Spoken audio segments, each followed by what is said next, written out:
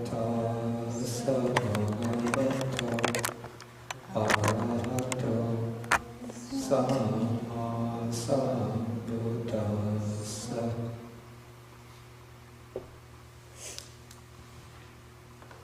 Good morning, everybody. Okay, today is June 9th, 2012.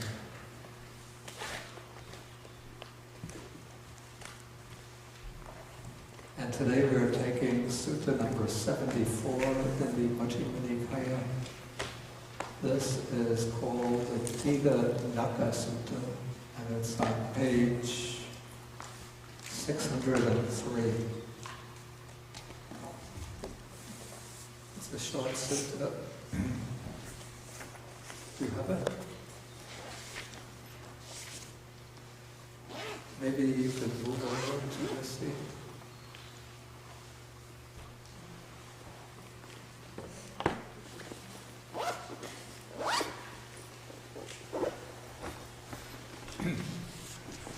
Okay, so this is a short sutta. It's a little dry, but still it's in some ways quite interesting. And apparently the sutta takes place very shortly after the beginning of the Buddha's ministry, because we can see from the end of the sutta that Sariputta, at the time the sutta begins, had not yet achieved arhatship, and then he achieves arhatship at the very end of the sutta. And so we know, at least from other texts, that Sariputta became the disciple of the Buddha, a monk, during the first year of the Buddha's teaching career. And so the sutta must take place sometime within that first year. And then we know also, after Sariputta became a monk, it's said that he spent 2 weeks in training and meditation practice before he achieved arhatship. So this sutta will take place probably in the second week of Sariputta's, after Sariputta's ordination as a monk. And the person who the Buddha speaks to in the sutta is it's a wanderer named Dighanaka. The word Dighanaka in Pali, it seems to be a sobriquet rather than a proper name. It means long fingernails.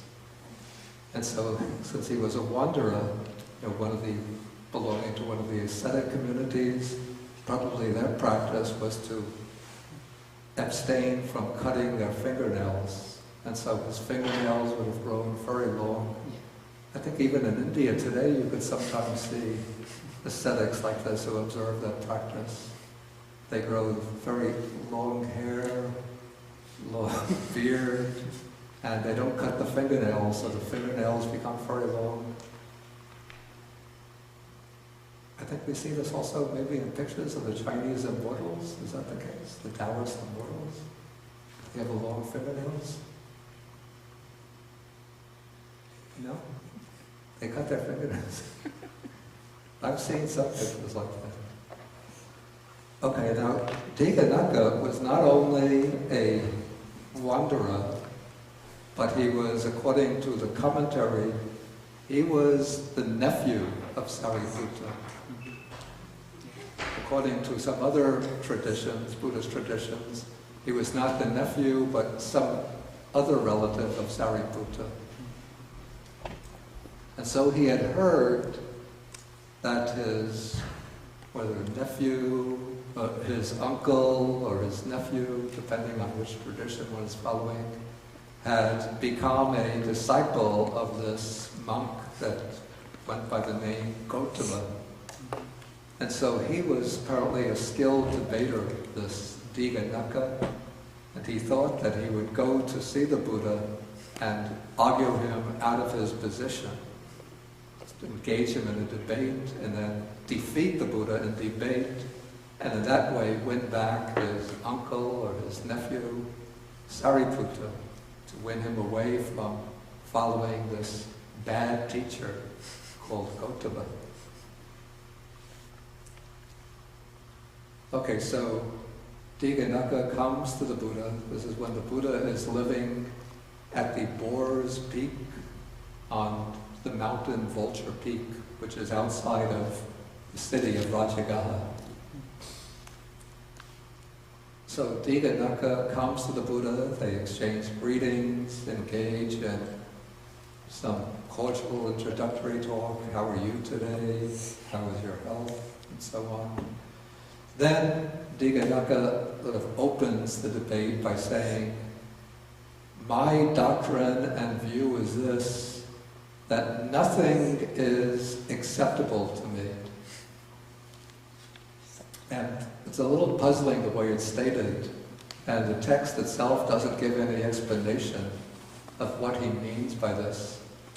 The commentary gives an explanation which I have to say I don't agree with. I don't find it to be particularly convincing. The commentary says that what Dighanaka means by this view, nothing is acceptable to me. He means that no type of rebirth is acceptable to him.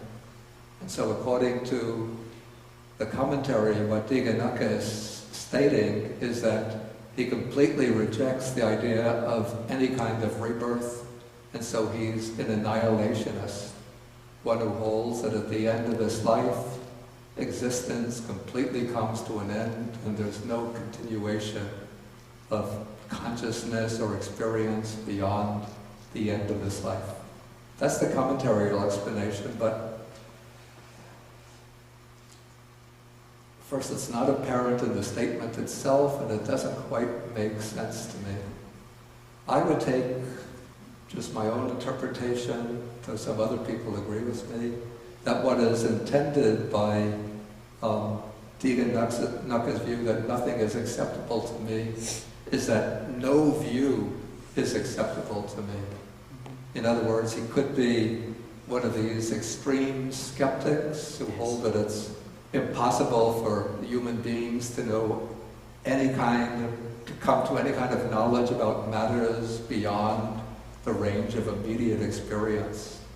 So we can have no knowledge whether there's a life beyond this or not, whether there is any kind of super-sensible reality like Nibbana. So we can never decipher or understand any of the great pressing metaphysical questions. And so he's rejecting the possibilities, in a way rejecting all kinds of theoretical views about positions beyond the range of sensory experience.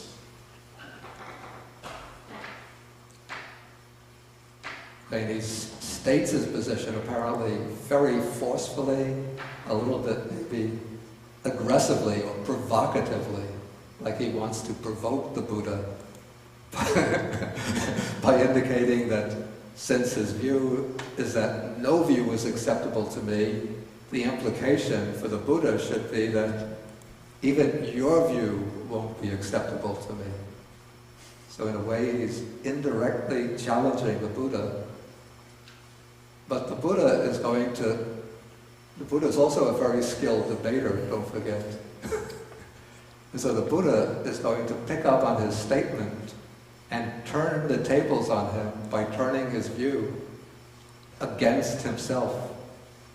So the Buddha says, this view of yours, that nothing is acceptable to me, isn't at least that view acceptable to you? Yes, so this seems to support the interpretation I just presented, that what Dighanaka is saying is that no view is acceptable to me. And so we can see the Buddha is contradicting that, or counteracting that, by asking him, isn't that view at least acceptable to you? Okay, and then Dighanaka replies, he says, if this view of mine were acceptable to me, Master Gautama, it too would be the same it too would be the same. Again, it's from the text itself, it's not completely clear what he means by this, so I have to give my own interpretation. What he seems to be saying is that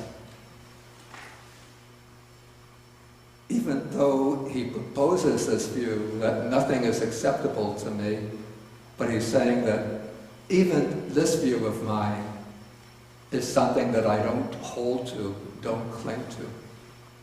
Since if I were to take up this view and were to cling to it, then I would be accepting that view. And then I would fall into the same position as the positions of those whom I'm rejecting. Does anybody else have any idea of this? And before, I have to make a little announcement. Before anybody speaks, who has the microphone now? Boe has it. So we always want to get the questions recorded for the internet presentation.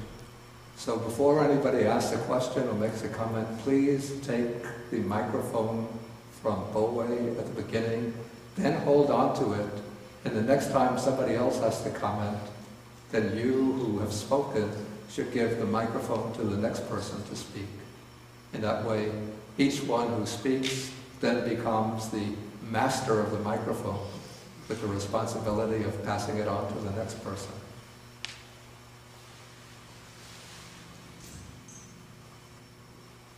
Anybody else have any understanding of this?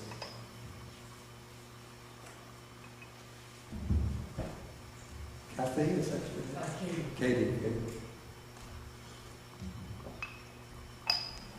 I'm wondering if he's just pointing out to the sort of paradox of holding a view at all. Just really sort of poking a hole at the concept of holding a view as meaningful. Wait, is this a question or? Yeah, well, an explanation of the comment. Okay, so say it again. That the Buddha is pointing out the sort of futility or paradox in holding a view at all. Well, don't forget, it's Dighanaka who's saying, if that view of mine were to be acceptable, that would be like it too. This would be like it too. So it's Dighanaka who's speaking at this point, not yet the Buddha.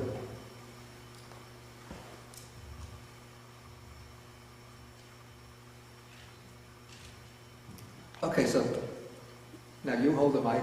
You are now the master of the mic, and then we'll continue. Okay, just work with this hypothesis that the sense is that Dighanaka is saying that if he were to sort of grasp onto his own view, that would be like it too. In other words, he would then fall into the same trap as those who hold views that he's criticizing. He would be guilty of clinging to views. And generally the Buddha's attitude towards views is, first, he will distinguish between wrong views and right views. So in the Buddha's understanding that there's definitely a distinction between views that are wrong, views that are inaccurate, views that are misleading and harmful, and what is called right view, a view that corresponds to the nature of things. And so among the wrong views in the Buddha's analysis of views, there are generally three views which are set out as the worst kind of wrong views. And these are sometimes called the wrong views with fixed destination. Since somebody who adopts these views and then propounds them and insists on them dogmatically creates unwholesome karma with the tendency to lead to a bad rebirth. So these views, they're called in Pali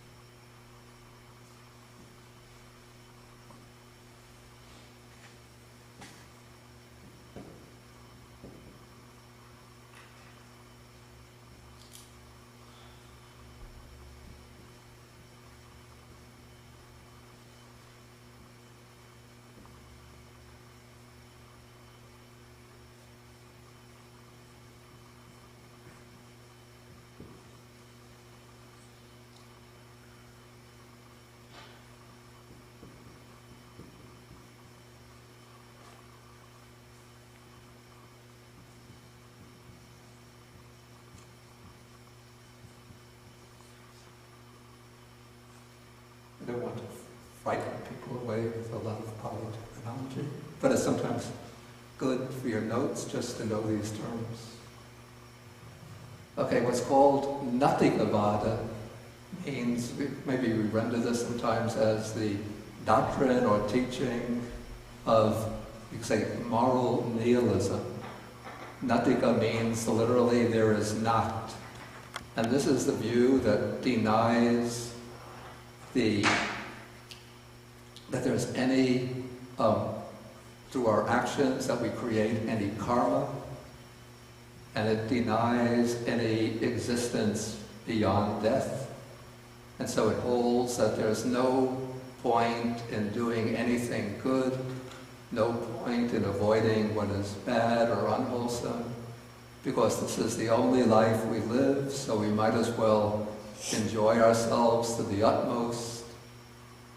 And when death comes, whether one is considered a wise man or a fool, they both share the same fate. The body, made up of the four great elements, perishes, and the four elements just dissolve into, each one into its own universal body. The earth element of the body goes back to the earth, the water evaporates into the air, the heat of the body passes out into the atmosphere, and the breath comes to an end. And then the Buddha opposes this by holding that, we might call the Attikavada. This is the view that there is life beyond death, existence continuing beyond death. There is a law of karma, that our will deeds, our ethical deeds do have significance, and that we will reap the results of our action, our deeds in future lives. Okay, then the second type of bad view or wrong view is called Akiryavada, which means literally the view or doctrine of not doing. And this view is expressed in the thesis that if somebody, it seems very similar to Attikavada, the way it's expressed. If somebody goes around killing, murdering, slaughtering, robbing, he commits no evil, so there's not doing of anything evil. And if somebody goes around practicing charity, giving, generosity, self-restraint, mental development, there's no doing of anything good.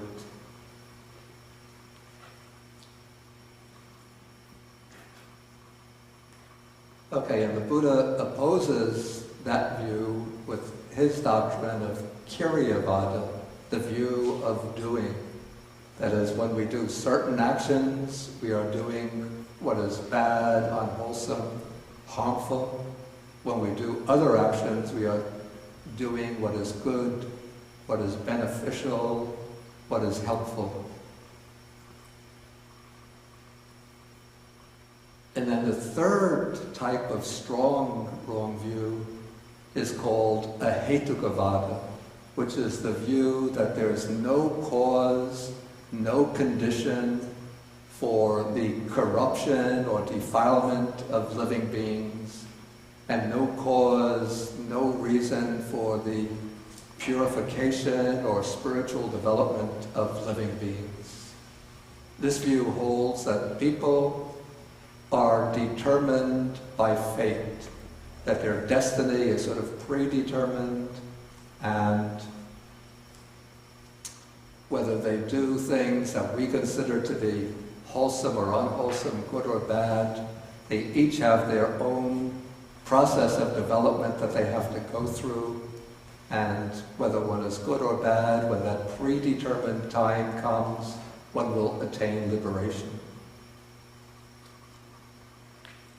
And then the Buddha opposes this with the view that there is a cause, there is a reason for beings to become defiled or corrupted, And there is a cause, there is a reason for beings to become purified, to develop, to become enlightened. And so the Buddha is one who teaches the existence of causes and conditions. Okay, so that's the basic distinction of wrong views and the Buddha's right view. But on top of this, then the Buddha teaches also what's called, these are like the worldly right views, the view that there is the doing of karma and an existence beyond death. There is the doing of what is harmful and what is beneficial, and there are causes and conditions for spiritual development and for enlightenment. So those are what we call the mundane right views, the right views that operate within the range of the world. But then the Buddha also teaches what we might call the world-transcending or liberating right view. This is the right view that leads to ultimate liberation. And that would be the view of the understanding of the Four Noble Truths. Okay, so the Buddha makes a clear distinction between wrong views and right views and different types of right views. But the Buddha's attitude towards views is different from that of the, you might call the dogmatists. The Buddha teaches that one uses the view not as something to which one clings, but rather as a kind of lens for understanding the nature of the world and as a basis for spiritual cultivation. And so the proper attitude towards views within the Buddha's framework of understanding is that views have, you might call them a pragmatic function or a strategic function. The purpose of the view is to guide us first in our conduct, in our day-to-day life, so that we act in ways that will accord with the principles, the laws that govern the working of reality, that govern the way the process of karma and its fruits will unfold. And then one uses the world-transcending right view, the view of the Four Noble Truths, as a guide for cultivating the Noble Eightfold Path. And then when one reaches the end or goal of the Noble Eightfold Path, then in a sense one transcends all views. But at the same time, one will use that right view in order to teach and to guide others. But a distinction is made in the attitude towards views between clinging to views and holding them to be absolute, absolutely accurate models of the nature of reality, and then pounding them dogmatically and seeking to convince and convert others to one's views. Okay, that's the distinction between that attitude and the attitude of using views as skillful devices for understanding, for cultivation, and for liberation. And so when one uses the view as a guide for cultivation and liberation, then one uses it without clinging to it, without identifying with the view. You know, I think that's the main problem, is that one identifies with views, so that one takes the view to be mine, even invests oneself in the view. So when the view is questioned or challenged, then one feels provoked to defend that view against others. So can there be a clinging even to Buddhist views? Yes. Who said yes? Do you want to elaborate on that? Take the microphone.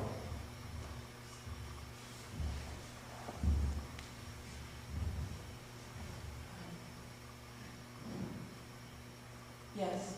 Elaborate on that? Did you want to elaborate? Or give you a reason for that? Well, it's really normal, it's very normal to have a brain be used or to be expended primarily in thoughts and emotions for a long time.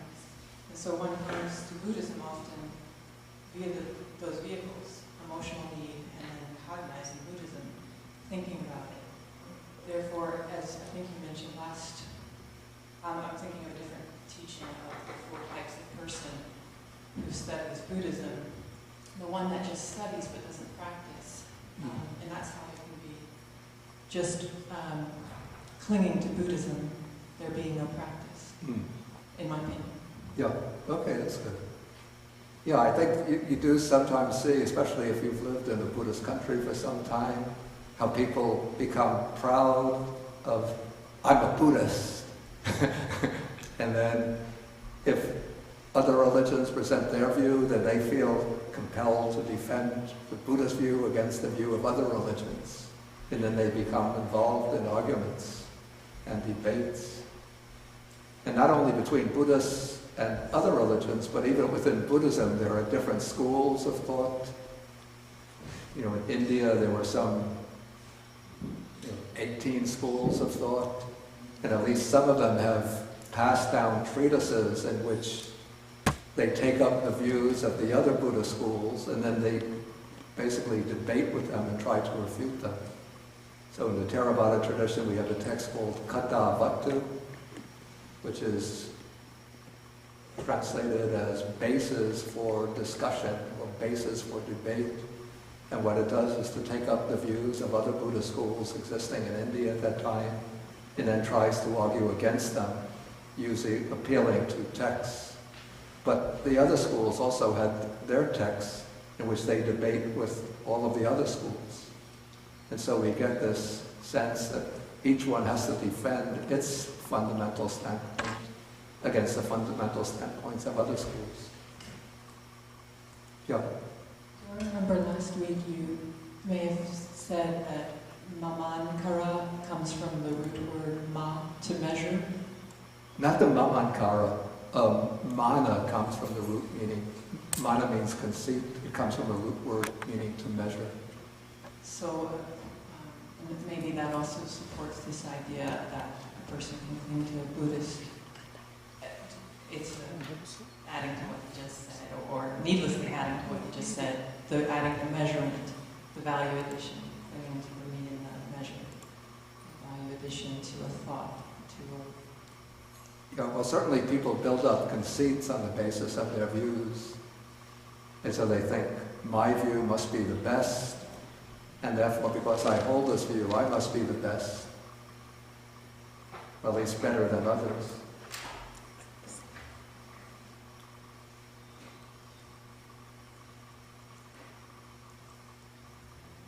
Okay, let us continue. Okay, so Dighanaka has said, if this view of mine were acceptable to me, it too would be the same. It too would be the same. So he seems to be, at least the way I read it, suggesting here that he's not even clinging to this view of his that nothing is acceptable to me, but he's sort of claiming that he's able to put aside his view or to hold his view only tentatively as a kind of pragmatic device for getting free of the knots and tangles of view. Okay, but the Buddha says here, there are plenty in the world who say, it too would be the same. It too would be the same. In other words, they claim to be able to overcome their view. and yet they do not abandon that view, and they take up still some other view. According to the commentary, again, it's a bit obscure, but what the commentary says is that not only don't they abandon their view, they still continue to hold on to their view, and then they further elaborate on that view, or take up, or make further distinctions within their view. But anyway, for the most part, what the Buddha is saying is that there are some, there are plenty in the world who say it too would be the same, as though they've overcome the attachment to view, and yet they still continue at some level to cling to their view, and then they take up some other view. But there are few in the world who say it too would be the same, it too would be the same, and to abandon that view and do not take up some other view. So it seems that the few in the world would be those who are able to give up the clinging to their view without taking up some other view to replace it.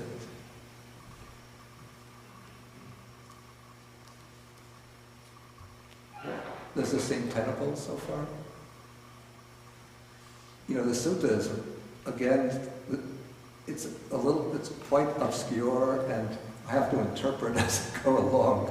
Even the commentarial explanation doesn't seem very convincing to me. Okay, so now the Buddha is going to speak about how the ascetics of different convictions because of their clinging to their views, become involved in conflicts and disputes, which is one of the dangers that the Buddha sees in holding to views. So he says, there are some ascetics and Brahmins who have the doctrine and view, everything is acceptable to me. This would seem to me to be those who are completely affirming the world.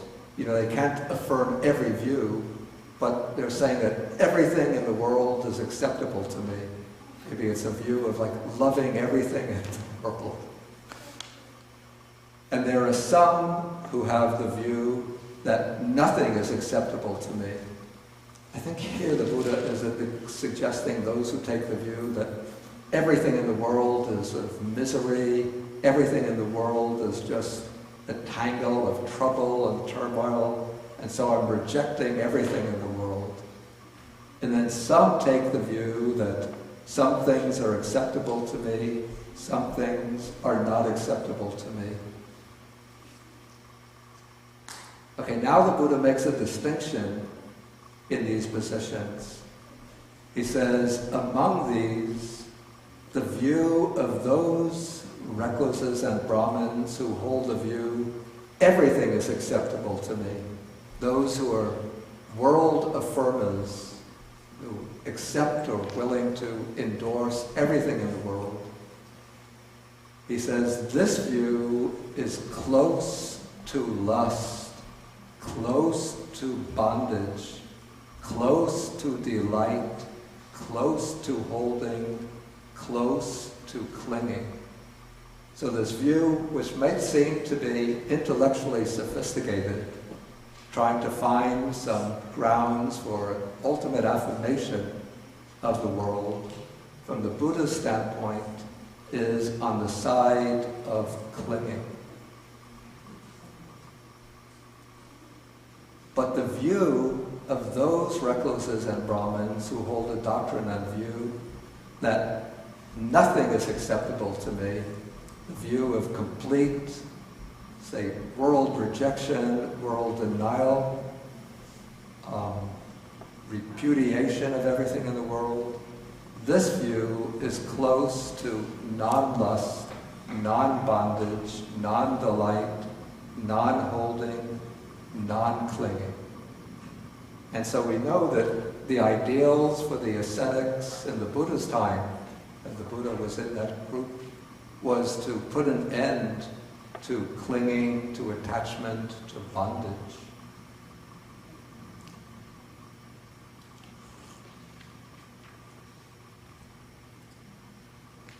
And so we have this kind of an opposition of these two positions.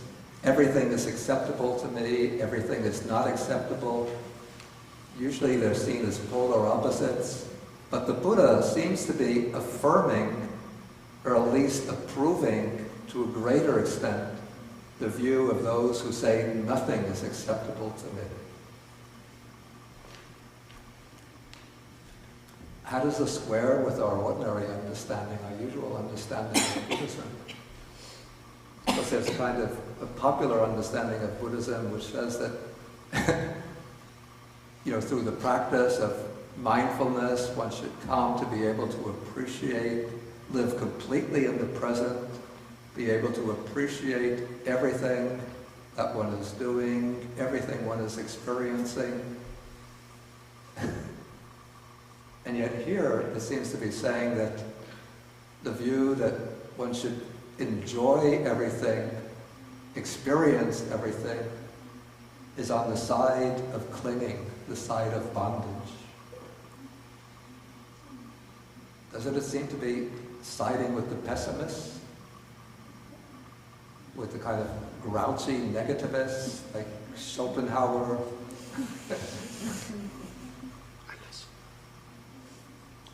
Excuse me? Was somebody going to say something? Okay, Barbara was going to say something. I'm reminded of the thing that says that we should have great faith and great doubt.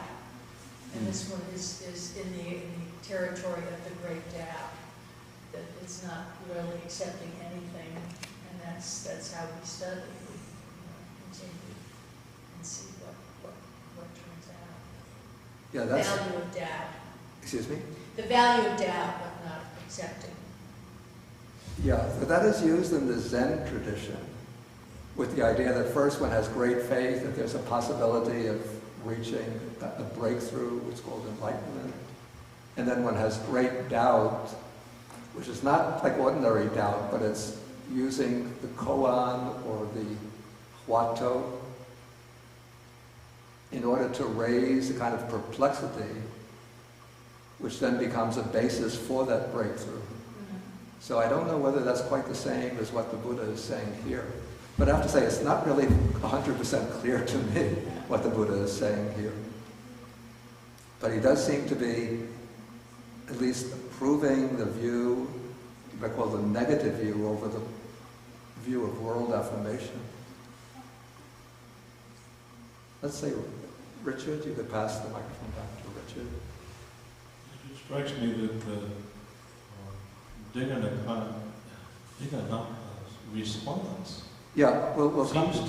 to definitely imply he gets all excited when he sees that Gautama is saying something that reminds him of what he's saying. Right? Doesn't that imply that he really is clinging to it and is not doing what he's saying he's doing originally? It seems that, so.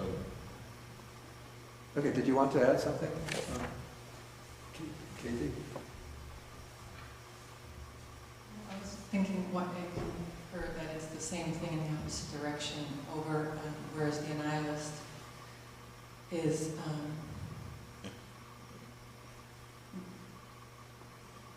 presuming a condition that they really maybe don't know, asserting that the opposite is to constantly sort of inseminate everything with this assumption of positivism, to also a form of conceit or gratifying conceit, and asserting a knowing that isn't actually there, asserting a conclusion which is very gratifying and sort of placating and resolving. I've either made the decision to be a nihilist or I've made the decision to be all things are in a positive realm, and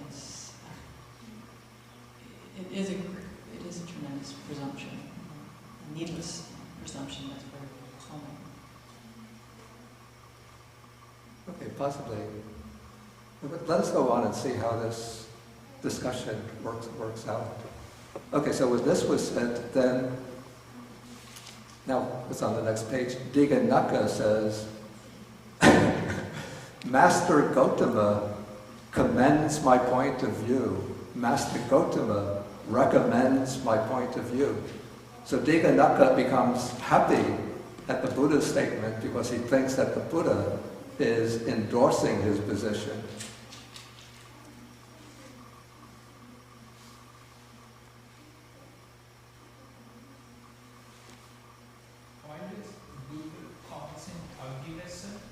Oh, I see. That was probably his actual family name or clan name. Whereas Dighanaka, which means long fingernails, was just a kind of sobriquet or just a nickname that had come to him. Okay, so now the Buddha goes on to take the third alternative, which is the view that some things are acceptable to me, some things are not acceptable to me.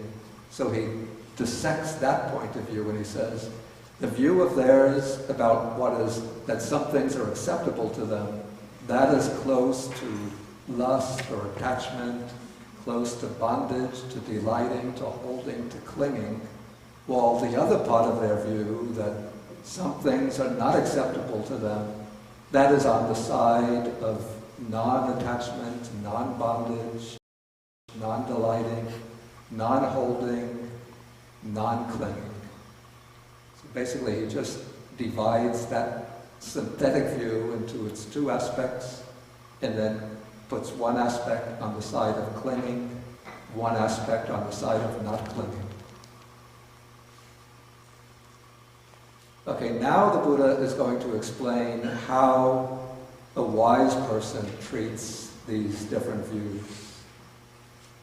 Okay, first, a wise person who holds the view, everything is acceptable to me, considers thus, if I obstinately adhere to my view that everything is acceptable to me and declare only this is true, anything else is wrong. You see, that is the crux of the problem for the Buddha. Adhering to the view and then making this one-sided dogmatic assertion, only this, everything else wrong. Okay, then I will clash with those who hold the other two views. Okay, so then I may clash with these two, and when there is a clash, then there are disputes. When there are disputes, there are quarrels. When there are quarrels, there is vexation or trouble or distress. And so foreseeing the possibility of clashes, disputes, quarrels, and vexation, he abandons that view and does not take up another view. So this is how there comes to be the abandoning of these views, how there comes to be the relinquishing of these views. Okay, we have here, I think, reasoning which is very similar to that of the skeptics in ancient Greece. Richard, does this seem like the skeptical position? That if one takes up any view sort of assertively and holds that this is the truth, then one will get into quarrels and disputes. And because one doesn't want to get into quarrels and disputes, which will just cause trouble and vexation for the mind, one keeps aloof from dogmatic affirmations. Well, the Puritan... Use the microphone, please. Sensus Empiricus wrote what's now 4 volumes, and most of them are attacks on other positions. That is against the logicians, against the mathematicians, and so on, against the rhetoricians. And so he didn't mind being in debates, but the conclusion of his debates was normally that there isn't adequate grounds to hold his opponent's position. He didn't have anything against debating them. He rather seemed to enjoy the conflicts. He wanted to disprove people without substituting any positive belief. I have to say the same seems almost to be the case with the Buddha. Not that he goes out aggressively attacking people, but every once in a while, when he's going on alms rounds, when he comes into the town too early, he thinks it's too early now to go on alms round. Let me go to visit the wanderers of other sects in their park. Then he goes to them and he's sort of innocently opening the conversation by saying, "What were you speaking about just now?" And then they will say, "Oh, we were discussing this point." And then the Buddha might take up one of their positions and then say, "Well, if this were the case, then these consequences would follow." It's also his position on all metaphysical issues. Like in the first of the dialogues of Vajragota, right? He's saying, I don't believe any of those things. And he's not saying anything he does believe. So generally, it seems the Buddha does avoid becoming entangled in these heated,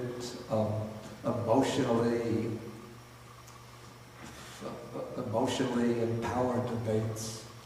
But he takes, especially in the chapter of the work called the Sutta Nipata, the chapter called the Book of the Eights, the Buddha speaks about how the sage, he explains how the different adherents of views become engaged in these disputes and debates, and how each one comes in affirming, my view alone is true, my view is the best, my view is supreme, and they all are asserting that their own views are supreme. And in this way they become engaged in these endless debates. Whereas the wise man, according to the Buddha's presentation, is one who drops all of these views and wanders peacefully, mindfully, in equanimity. But the Buddha does make these distinctions of wrong view and right view, and does advocate the adoption of right views.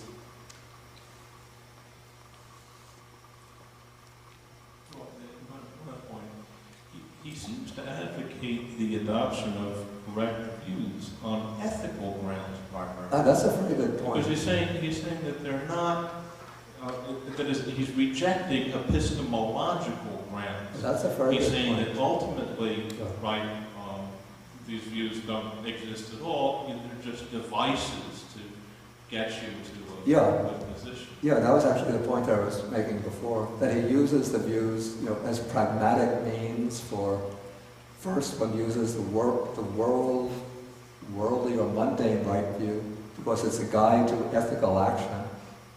And then one uses the world transcending right view because it's the right view that leads to liberation, to Nibbana.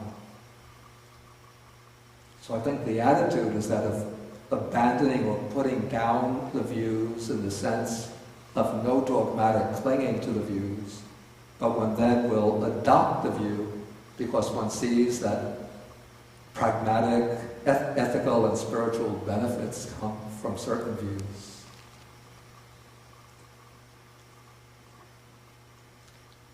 Okay, so then next the Buddha takes the second view, that nothing is acceptable to me, and then he just actually draws out the same consequences for this view, and then he takes the third view, the view that some things are acceptable to me, some things are not acceptable to me, and again he draws out the consequences. So for the proponent of any of these three positions, once he asserts that view, emphatically holds to it tenaciously and presents it as the exclusive truth, he's going to get into conflict with those who hold the other two views. Okay, now the Buddha suddenly changes the topic, it seems, the topic of discussion completely, and sort of steers it off in a different direction. He must have seen that Dighanaka had the potential to reach stream entry, to reach the first stage of enlightenment. So now, rather than continue with this discussion on views, the Buddha is going to direct the attention of Dighanaka to certain themes of contemplation. And he's going to take first the body, the physical body, as representing rupa, or material form. And then he's going to take feeling as representing the mental side of experience. And so we have both sides of experience, the physical and the mental, are brought into this exposition by the Buddha. And so he takes this body, which is made of material form, which consists of the four great elements, the earth element, which represents the property of solidity or hardness, the water element, which represents the property of fluidity, the heat element, or the fire element, which represents the heat of the body, and the air element, which represents motion and oscillation in the body. And it's procreated by a mother and father, and it's built up, of course in India, it would have been in northern India also, built up out of boiled rice and porridge, or if it's an American baby, built up out of wheat and oats. And it's subject to impermanence, to being worn and rubbed away, to dissolution and disintegration. It's constantly taking place in the body, this impermanence. You know, it's said that all the cells of the body are changed, is it every 7 years? But even if you are sitting in a chair for a certain period of time with your arms, the chair has the armrests, and your arms are on the chair. If you look up, you lift your arm after some time. If you have your flesh against the chair and you look up, you see cells of the arm have peeled off, even very small cells, and they're now on the armrest. And so the cells of the skin especially are constantly breaking off and being replaced by new cells all the time.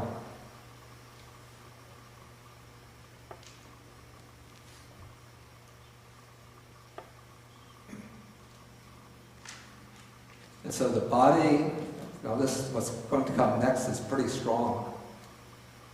The body should be regarded as impermanent, as suffering, as a disease, as a tumor or a boil, as a dart, as a calamity, as an affliction, as alien, as disintegrating, as void or empty, as not self. So here we have 11 properties or characteristics of the body, but these 11 characteristics are just elaborations of the three main characteristics: impermanence, suffering, and non-self. So if we take impermanence, what other characteristics here fit into impermanence?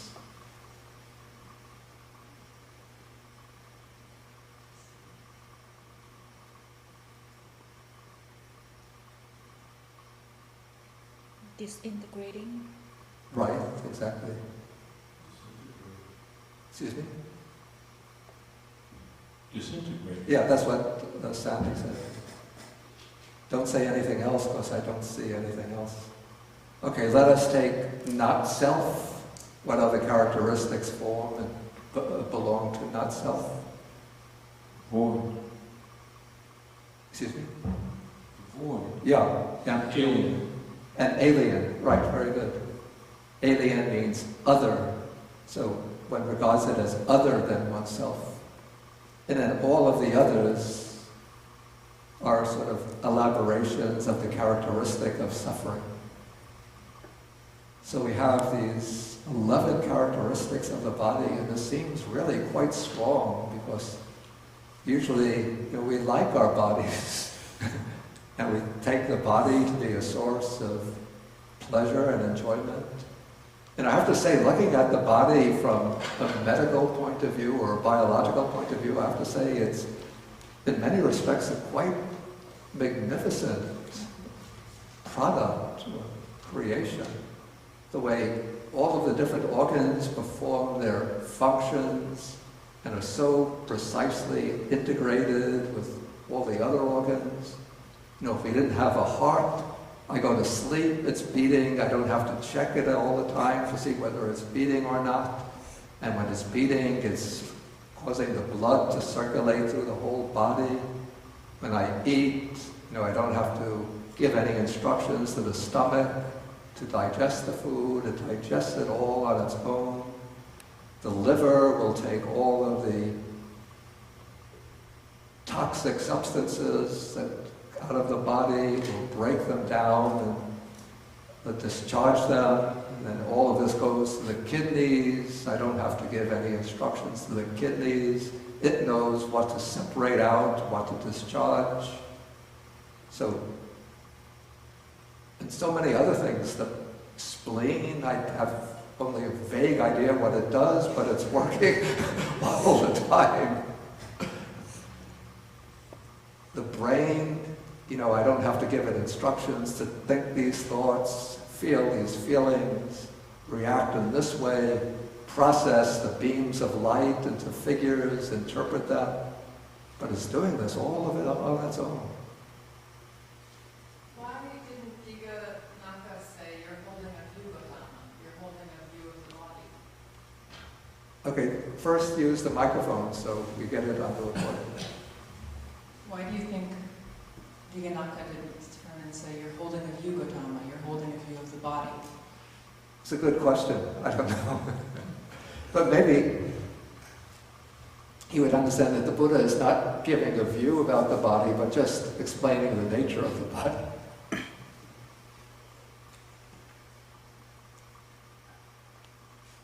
But when you raise that point, it seems to me that maybe the continuity of this part with the earlier part of the sutta is now the Buddha is showing a little bit, taking up that view that this is not acceptable to me, which was Dighanaka's view, and then showing grounds for holding that the body shouldn't be acceptable to me, and then why feelings should not be acceptable. Okay, so the body has all of these magnificent functions, and it performs them all so well, so precisely, while one is in good health. But then there come times when things don't function so well in the body. You know, we have heart disease, failure of the liver, kidney failures, and now we have people get kidney failure, then they have to go through the process of dialysis, you know, maybe 3 times a week, have to go to the hospital, have all of the blood drained from the body and then reintroduced into the body. We have cancers in so many different parts of the body.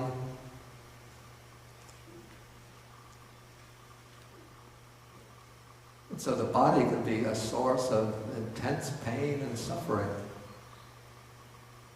I remember a time in Sri Lanka, I was staying in the hospital just for a minor reason, but every night I would hear from another ward, somebody would be crying out, "Ayo!" You know, in America, when we are in pain, we call out, "Ow! Ow! Ow!" But for some reason in Sri Lanka, they call out, "Ayo! Ayo! Ayo! Ayo!" A little bit different. But I would hear this going on for about,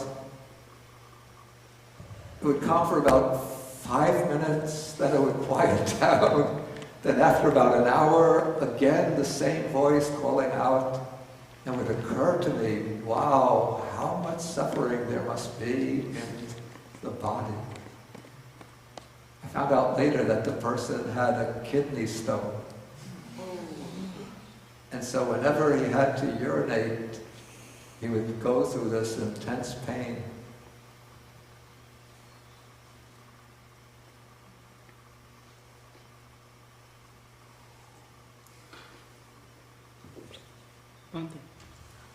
Yeah.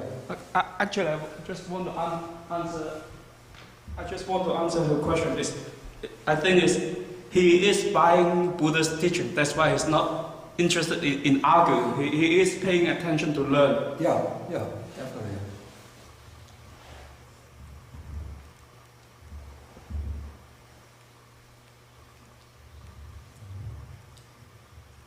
Yeah, so there's just about every part of the body is subject to some sickness, some illness. Even when we get a little fever or flu, feel so miserable, don't we? Then when we get over it, then we feel relieved and happy and at ease. But it's when one comes into your old age, advanced years, or even in the Buddha's time, so many people would die. Now we have modern medicine which keeps us alive longer, but there would be so many children would die soon after childbirth, and children would die early in age, and people would die in the middle of life just from a fever. Okay, so by reflecting on this way, by examining the body in this way, then one abandons desire for the body, affection for the body, and subservience or domination by the body. Okay, so this is now the Buddha is taught Adivesana Dighanaka, how to contemplate material form or the body. Now he turns to feeling, which represents the mental side of experience. And he says there are these three kinds of feeling: pleasant feeling, painful feeling, neither painful nor pleasant feeling. And usually we experience these feelings without precisely distinguishing them. But now the Buddha is going to put a precise demarcations between each of these feelings. So he says that on the occasion when one feels a pleasant feeling, then one does not experience a painful feeling or a feeling that's neither painful nor pleasant. On that occasion, one is experiencing only a pleasant feeling. And similarly, when one feels a painful feeling, one doesn't experience the other two feelings. When one experiences a feeling that's neither painful nor pleasant, one does not experience the other two feelings.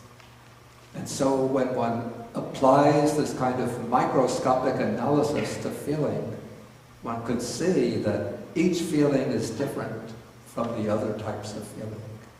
And one could apply this distinction at finer and finer levels, subtler and subtler levels, until one could see, through the development of mindfulness, awareness, and concentration, one could see how the feelings are constantly arising and passing away at each moment.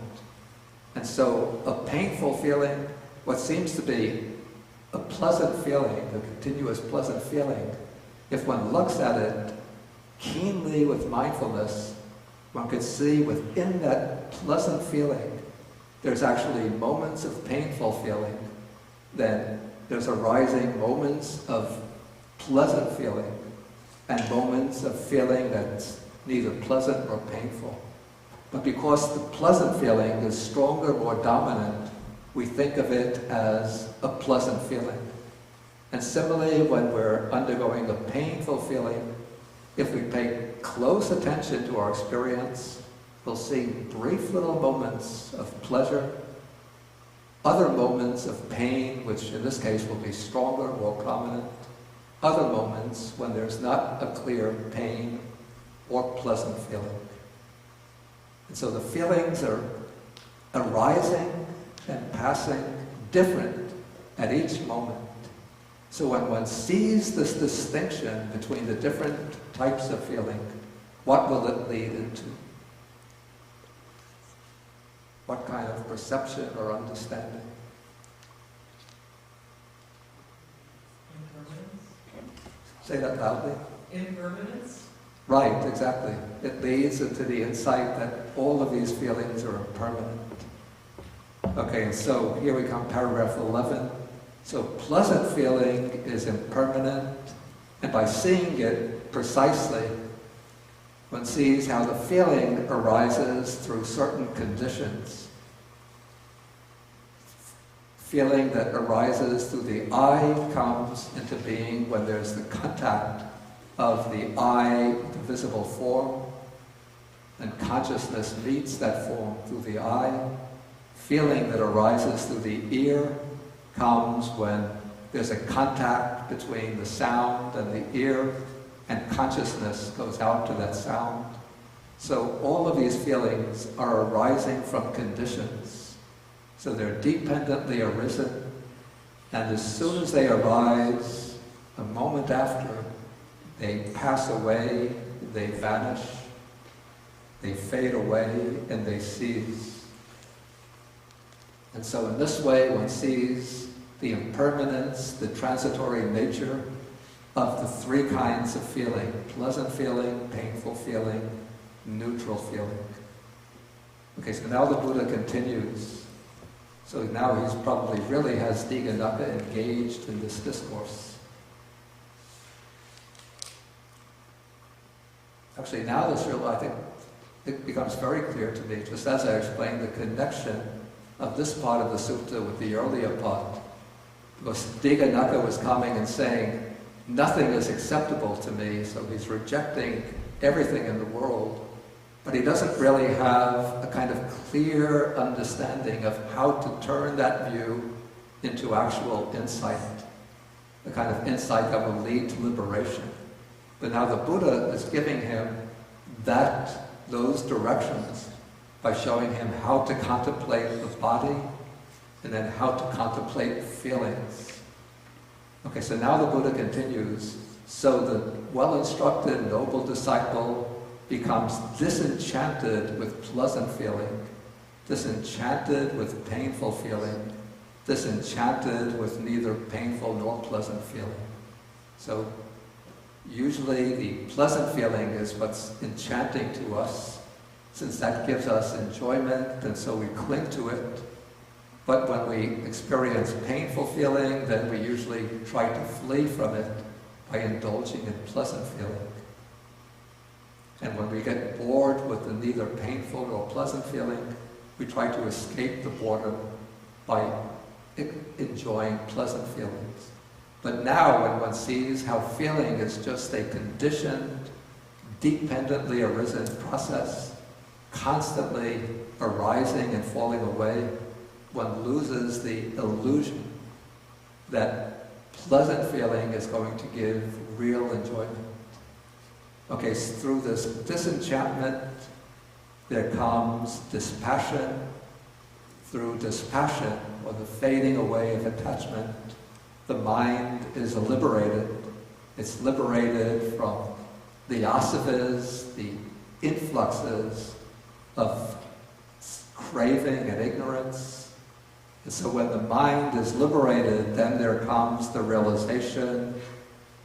It is liberated, and one understands birth is destroyed, the holy life has been lived, what had to be done has been done. There is no more coming back to any state of being. Okay, then the Buddha says that a monk whose mind is liberated in this way sides with none and disputes with none, and he employs the speech currently used in the world without adhering to it. This is a very important statement of the Buddha, because the Buddha will use the words that are ordinarily the basis for clinging. He'll use the word self when he has to explain things like you have to cultivate yourself, you have to train yourself, you yourself are responsible for your own actions. So the Buddha will use the word self, but without adhering to it, without falsely ascribing the idea of some kind of metaphysical self to the word self. He'll use the word I and mine without building up delusions on the basis of these words, I and mine. So he doesn't say this set of 5 aggregates, that set of 5 aggregates. If he were writing, he would probably write the word I with a capital I. He wouldn't use a small I, trying to be humble by showing that he uses just a small I. But he'll conform to the conventions of the world, but he's seen through these conventions. Okay, so now the Buddha is finished his discourse to Dighanaka, but now the text is going to explain what was happening at the time. Okay, so at this time, the Venerable Sariputta was standing behind the Buddha, fanning him. It must have been the hot season, so it would be fanning him. Then as the Buddha was speaking, Sariputta was reflecting. He was thinking, the Blessed One speaks to us of the abandoning of these things through direct knowledge. He speaks of the relinquishing of these things through direct knowledge. In other words, one directly knows the impermanent conditioned nature of the body. One directly knows the impermanent conditioned nature of the feelings. And in this way, one gives up the attachment to them on the basis of that direct knowledge. And so as Venerable Sariputta was reflecting in this way, his mind must have entered into the stages of insight, seeing directly the arising and passing of his own feelings, states of mind, states of consciousness. And as he was seeing this, through not clinging, his mind was liberated from the asavas. So it's on that occasion, just at that moment, that Sariputta achieved arhatship. Okay, then as Dighanaka was listening to the discourse, what happened to him? The spotless, immaculate vision of the Dhamma arose in him. All that is subject to arising,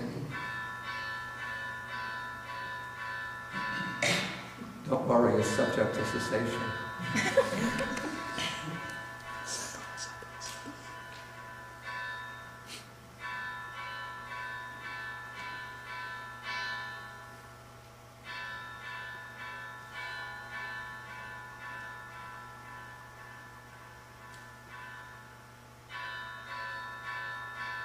Aren't we subject to cessation? It's fading away. On the contrary, I know there will be food.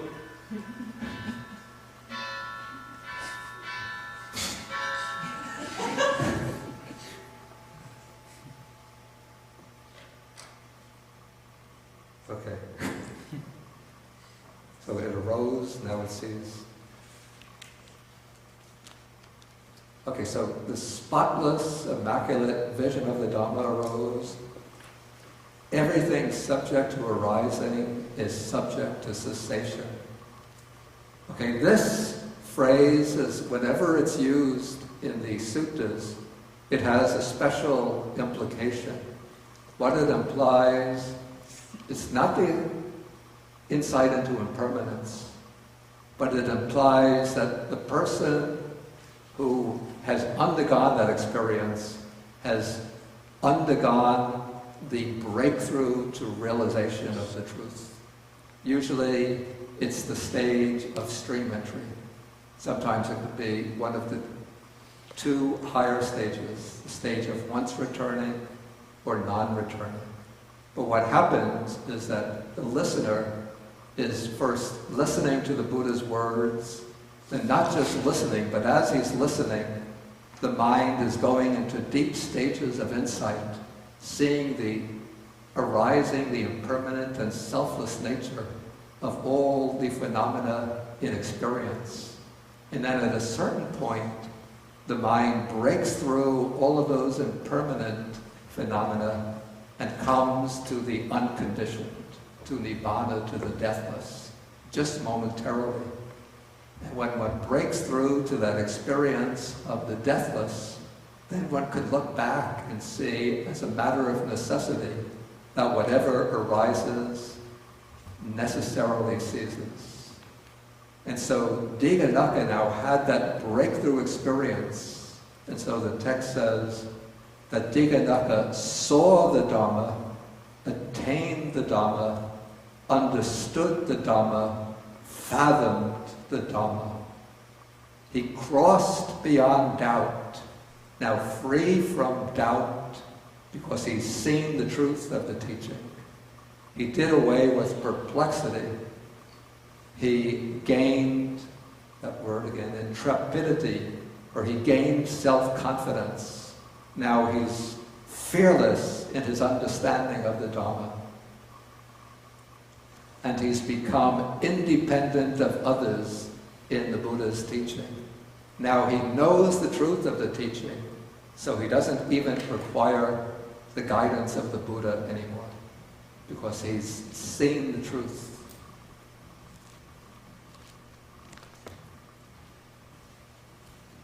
Of course, he can still benefit from the Buddha's instruction in the sense of getting practical guidance in order to advance further.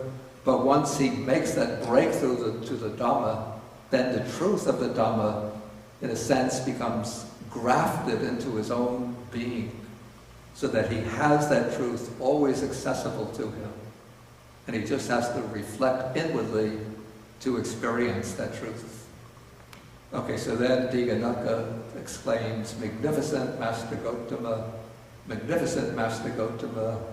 Master Gotama has made the Dhamma clear to me in many ways, as though we were turning upright what were overturned, revealing what was hidden, showing the way to one who was lost, or holding up a lamp in the dark for those with insight, for those with eyesight to see forms. I go to Master Gotama for refuge, and to the Dhamma, and to the Sangha of bhikkhus." Then this is a little strange. He says, "From today, let Master Gotama remember me as a lay follower who has gone to him for refuge for life."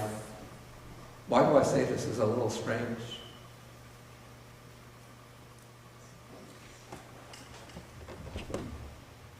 He is already a wanderer.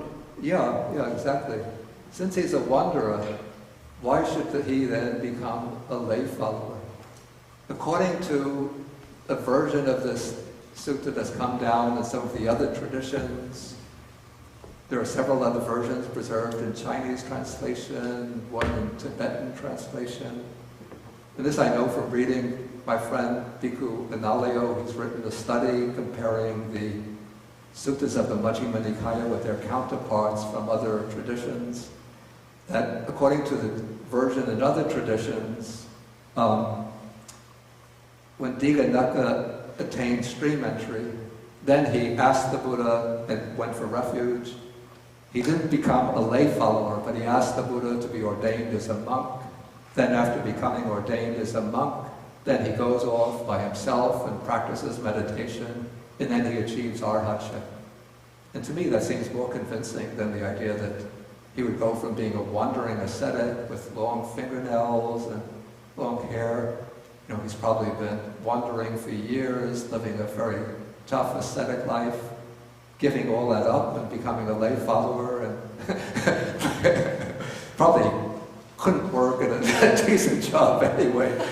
He doesn't, you know, like me, if I gave up the monk's life, became a lay person, what could I do? Become a gas station attendant or a clerk in the post office?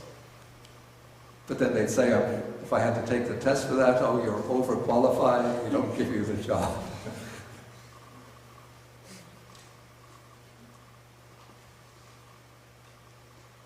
Okay, are there any questions or any comments?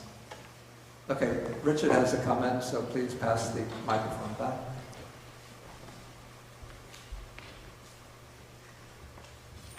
Now, I have a question about paragraph 14. Doesn't it occur to Sariputta that if he's fanning the Blessed One, that at least Sariputta believes that that the Buddha would rather have pleasure than non-pleasure or a neutral experience? Even if the Buddha doesn't believe that, doesn't Sariputta believe that?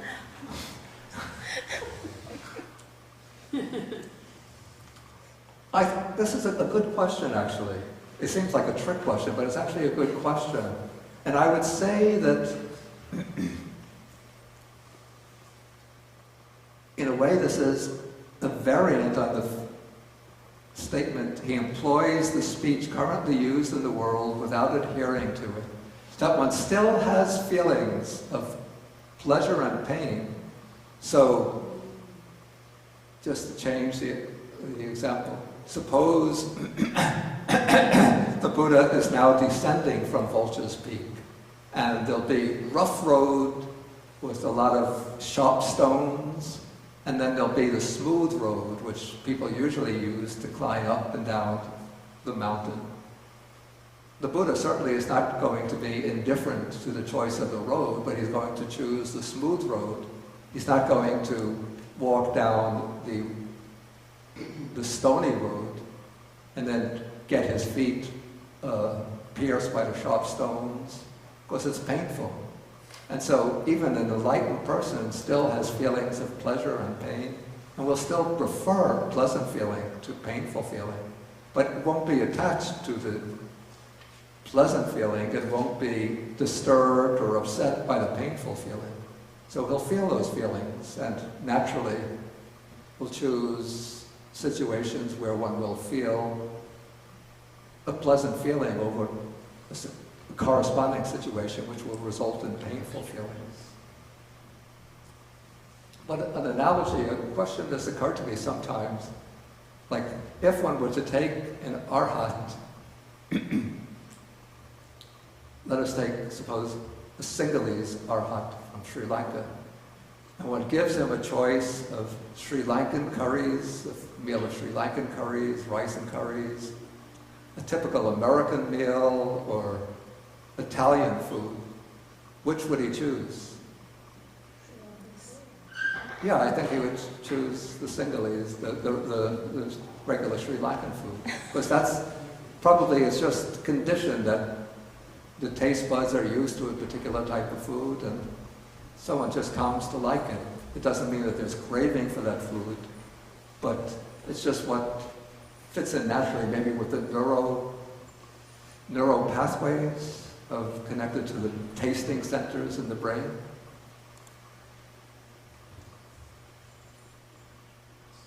Yeah, please. This is a related question, building on that statement about employing the speech of the day. The question arose that, was the Buddha possibly meeting this man where he was, when he seemed to be siding more with non-Greek, almost aversive or ascetic? That's a very good point, and it could be that the Buddha was speaking in that way. He was speaking strict just to him and then leading him beyond. Yeah, because the Buddha often will accommodate himself to the person that he is addressing in order to, it's an expression for that, sort of win over his mind, sort of attract and sustain him. Yeah, it's the expression is sanganhati. It means something like to attract or to bring over. Excuse me? Any further comments or questions?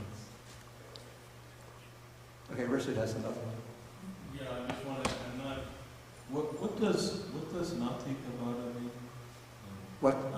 Natigavada. Yeah, the first. That is the doctrine that holds that there's no, it's usually phrased that there's no point in giving, no point in charity, no point in serving one's parents, and so on, no fruit and result of good and bad deeds. When the body breaks up at death, then everything comes to an end. Okay, I think we'll have to end now. And today we won't be having the discussion period because there's a meeting of the Buddhist Association. We'll have its annual meeting here in the afternoon.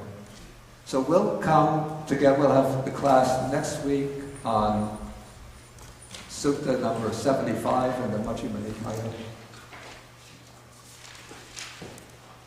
And I should mention that next week my friend Venerable Analio, who some of you maybe have been following his course on the internet, he'll be coming here, well, just for one day, but he'll join our class. I had asked him whether he would give the talk himself, but he said, oh, I'll just be flying in that day, or the day before, so I'll still be tired from the long flight. But he'll be here for the discussion period, so you could pick his brains during the discussion period. And he's one of the, I have to say, one of the most brilliant Buddhist scholars now. He knows now Pali, Buddhist Sanskrit, Buddhist Chinese, and Buddhist Tibetan. And I know pretty much just Pali.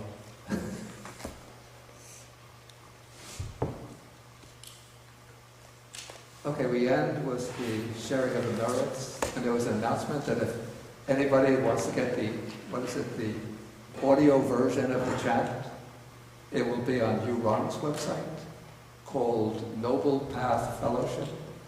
But we'll see if we can get a link from the Bao's website to Yu-Rong's website, so that you can just go to the Buddhist Association website, where my schedule is, and then link to that website. Okay, so let's do the sharing of the merits.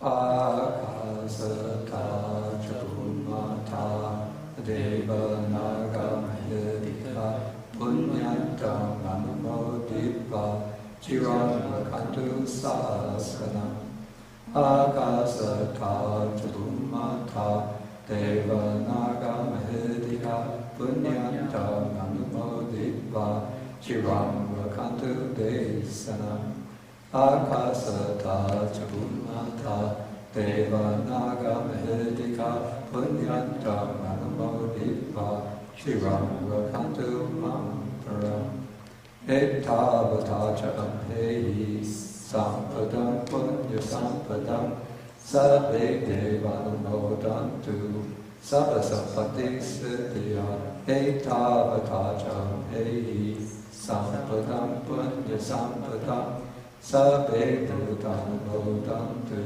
Sabba Sampati Siddhya Etavata Cha Ampehi Sampadam Punya Sampadam Sabbe Sadanumodantu Sabba Sampati Siddhya Bhavagupadaya Avichihetato Etantare Satakayutapana Rupya Rupicha Asanya Sanino Dukha Pramuchantu Purusantu Nibutim.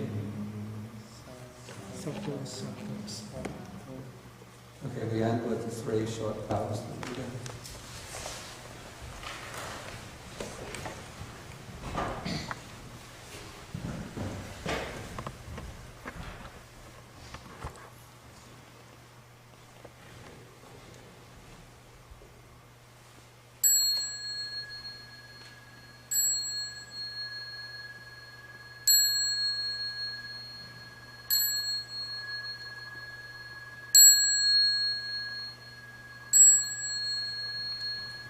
How to Pante.